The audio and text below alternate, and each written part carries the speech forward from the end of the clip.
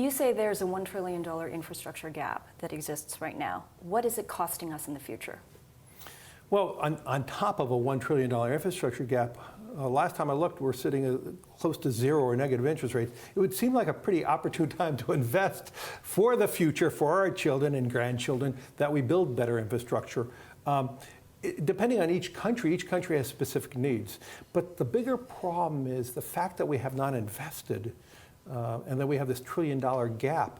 It also tells you one of the reasons why we have fears of Brexit, why we have the Podemos and Socialist Party gaining control, why we have such extreme candidates in the United States. It's the same phenomenon. The families of so many people in Spain, in the UK, other parts of the world, in the United States, are fearful of their future. They're fearful of their children's future. We've seen technology change so many jobs. Mm-hmm. We've seen technology reduce the amount of human input in so many manufacturing parts. We've seen technology change my businesses, your business. Technology is a good and bad thing. It really helps humanity, but at the same time, there's a big humanity cost, and many people are left behind. That investment that I talk about in infrastructure is a fantastic way of creating those jobs for those families who are crying out for help, those families who are fearful of their children's future. We must at the same time make sure their children are educated so they could be prosperous in a technology world. Well, look, China has done that. It's invested in its economy since 2008 to now great criticism as it stares into its debt pile, as rising defaults. Did they make the right call or the wrong call? You're talking about the most recent call of, I would give the Chinese leadership some of the best marks in trying to transform their society.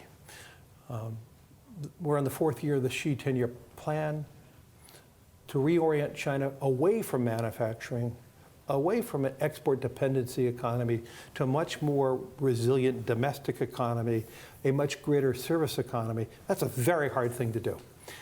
It takes many countries 50 years to do that, and countries generally have recessions in the transition. So to say that China most recently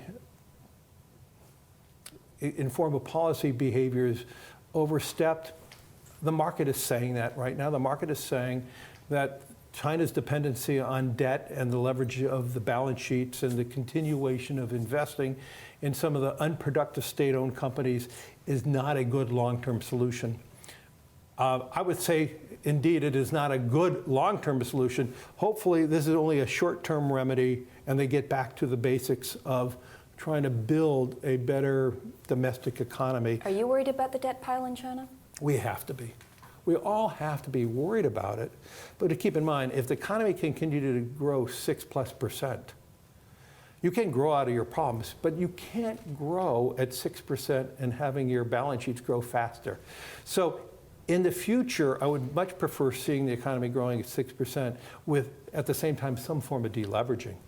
If they could reorient their economy towards, let's say, a stronger economy in tourism. As you know, so many Chinese leave China, 3 empty suitcases, they go to Hong Kong, Tokyo, New York, London, and they come back with 5 full suitcases. Can you imagine a China if there was a better service economy for tourism in China? Could you imagine a China in which where imported goods are equivalent in price in China as it is in Hong Kong? Not good for Hong Kong, by the way, but that's one of the structural problems of China today, and this is what they need to do. China has been so reliant on VAT tax and importation tax. They're going to have to rejigger how they get the revenues, and they need a China in which imported goods are equivalent price in China as they are in Hong Kong or Tokyo or New York.